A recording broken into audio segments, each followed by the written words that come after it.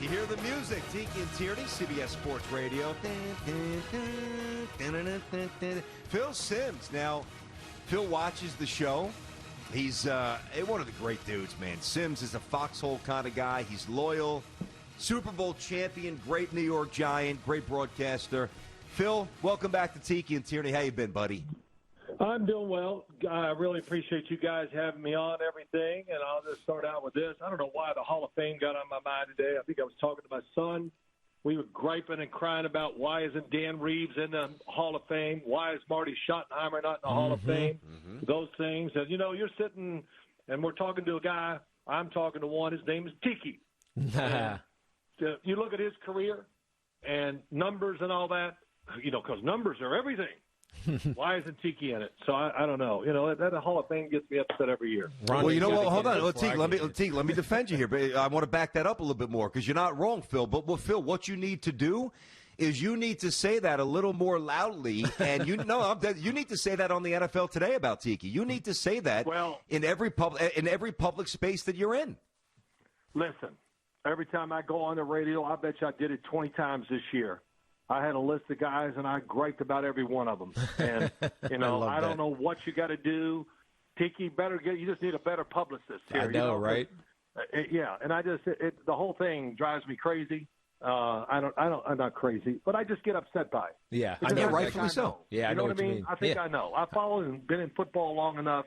I know what a Hall of Famer looks like, and coaches and all that stuff. So, boy, I love it. Yeah, Phil. Let's settle down here. No, please don't. I love that. Don't settle down. The problem, Phil, is that you get the guys that go in. You can't say, oh, he didn't deserve to be in over this guy, because they all do. You know what I mean? Everybody deserves to be there that gets in. That's the process. Yeah. But it feels like I don't know. I don't want to say they don't let enough in, because they do, but it's a tough process. It really is. And there's not a lot of clarity around why you don't get in. Like Drew Pearson, for instance, why in the hell did it take him this long to get into the Hall of Fame?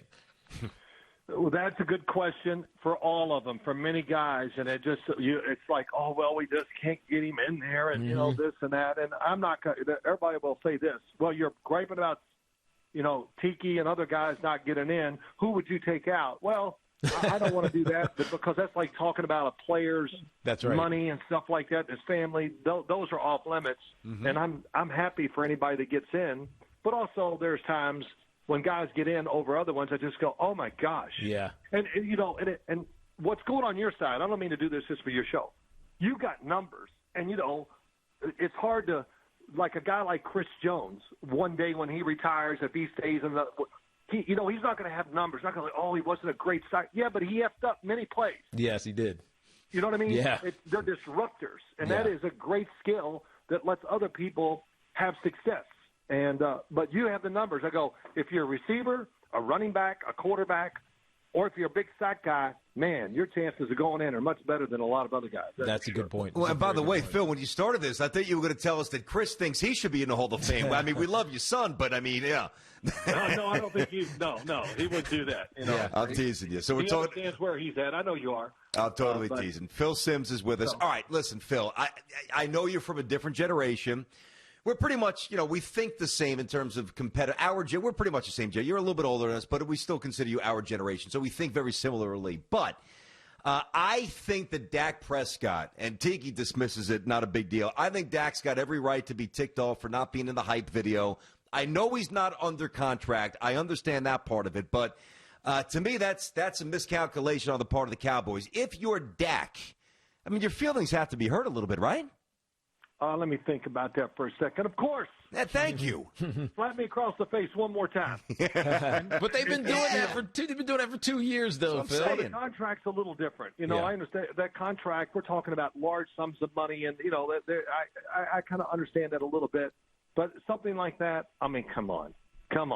Who's in charge of that? And you make a video about that, and you leave Dak out, your quarterback, the leader of your team, the guy we all know, and almost across the board we all agree upon that he is a franchise quarterback. Mm-hmm. And, there are a few people that I don't know what they're talking about, but they'll say maybe he's not. But we know that he truly is the face of the franchise for the Cowboys. Who else would it be if it's not Dak Prescott? Well, that's right. Nobody. Here's the problem. Here's the problem, Phil. I don't disagree. I think he is a franchise quarterback, but I think the number that these guys are continually making, and it's worse than inflation for the owners because of how much money they have to pay quarterbacks because the next one has to be the next highest paid one. I think the number game is screwed up because the number has gone up so much over the last couple of years. And so yes, Dak is a franchise quarterback, but I'm not paying him $40 million a year, and that's what he wants. Tiki, I absolutely agree. Sooner or later, somebody's got to break this thing, this mold. And whatever. It's going to happen, and really I thought it would have happened by now. You know, you almost cripple your franchise and your football team, and some people overcome it. There's no doubt about it. The Chiefs found a way to keep their whole team intact this past year after they paid Chris Jones and Patrick Mahomes. But it's really a tough thing. And you're right. Always the next contract's going to be better than the other one. And I think the fact that we're seeing all these quarterbacks that are going to move around and all this motion is happening – this might slow it down. And, look, I'm all for everybody making their money, and don't anybody take it wrong. But it's this, for some reason, and understandably, because the league's driving it that way, if the quarterbacks weren't putting up good enough numbers, we'd change some more rules to make sure they did. Yeah. And we need more scoring. So throw the flag on the defense every chance you get. So it's just – but it will – I'm just waiting for that first quarterback – to where they take money, they just go, oh, that's so much lower than what we thought he was going to get. Well, Tom Brady did that. We're not paying. Well, Phil, Tom Brady did that. But that's different. That's different. Yeah. All right. It really is different. He was in a great situation, and it's not like I'd like to see the final numbers to see how much he really took less than what was there. But, when you get to a certain part of your career, I mean, come on. Yeah. But the problem is you could. Respected. Yeah, they couldn't overpay him when he was 38 years old. That's why it looked like he was taking so much less. No, but he did that with the Patriots too, guys. I'm talking about with the Patriots when he was 38 years old. But he did that when he was 31 and 32 with the Patriots. Yeah, but I think you might be a little bit skewed on them. Those numbers were a little bit higher. They were. The delta wasn't as big, right, from what Tom Brady was making to what the top guy was making. Okay, yeah, it wasn't as huge. But what was his percentage of the cap? That's all that matters. I think it's always. I think it was a little lower than some of the other guys. Maybe it was, but only slightly lower. But the problem at the end, BT, when he was, he won 3 Super Bowls over the last 5 years, right? 6 years. He's 38 years old. You can't give him a $38.2 million a year contract because you don't know which year is going to be it. Yeah, but you know what? Hey, Phil, if they knew that Cam was going to be that bad, they may have given him $35 million. Yeah. No, they wouldn't have. No, they wouldn't have. No, what, you think they were going to go and win the Super Bowl if Tom was up there? No, not this year. No, not this year. No, not this year. That team was extremely flawed, very unlucky, and all that. And Cam started out well, and I'm not taking up for Cam at all. Yeah, because he had to play perfect for them to win, and the way they were doing everything. So it was, and the COVID really truly did hurt him. And then there at the very end of the season, he came around and he played a couple of good games, especially the last game. I said, wow, if this guy would have played like this all year, the Patriots would have made the playoffs. Yeah. But opportunity and the people around you, no matter how great you are, if the people around you don't allow you to show your true talent, or the coaches don't do that, you're not going to do it. Yeah. And so the Patriots said, listen, that was an anomaly. We'll see what they do next year. We'll see who the quarterback is, too. That'll be really interesting. Yeah, by the way, BT, there were 3 years that he was sub 10% percentage of the cap. That's 15, phenomenal. 16 and 17. This is of the most recent years. Russell Wilson's 18%. I agree, but if you go back a little bit more, it's like it was mostly 9 or 10. It was a couple years it was 13. That's not 18%, so I was right.